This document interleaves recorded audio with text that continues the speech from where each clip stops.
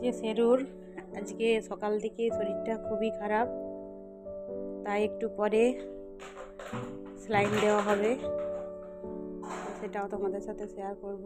ঠাকুর আছে প্রার্থনা করো যাতে আমাদের সেরু তাড়াতাড়ি ভালো হয়ে যায়। তো এখানে একটু মেটের স্যুপ করে তাকে সিরিঞ্জ দিয়ে খাইয়ে দিলাম, কেননা সে খাবার খেতে পারছে না। তো চলো এরপর যাব আমরা তাকে ডগের ডাক্তার দেখাতে। আজকে ব্লকে ডাক্তার আসবে। তো খাওয়ার পর সে একটু টয়লেট করতে গেল, তো এতটাই শরীর খারাপ যে টয়লেটটা শুদ্ধা লাল হচ্ছে। এখন চলে এসেছি ব্লকে, এখানে ডাক্তারবাবু চলে এসছেন আর স্যারাকেও নিয়ে চলে এসেছি। তো ডাক্তারবাবু কি বলেন দেখি, আর কি হয়েছে সেটা তোমাদের নেক্সট ভিডিওতে দেখাবো। ওদের দোকানে ওষুধ নিতে চলে এসেছি আর অনেকগুলোই ওষুধ দিয়েছে ডাক্তারে, স্যালাইন ইঞ্জেকশন। তো চলো বাড়ি যাই।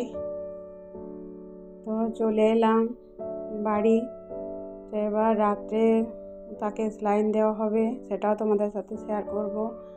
আর আমার বন্ধুরা যারা আছো তারা ঠাকুরের কাছে প্রার্থনা করো যেন আমার সেরা তাড়াতাড়ি সুস্থ হয়ে যায়। তো ভিডিওটি শেষ পর্যন্ত দেখতে থাকো। আর এমনিতে তোমরা বুঝতে পারছো মনের অবস্থা কেমন, তাই এই ভিডিওটি এখানে শেষ করলাম। তো চলো টাটা।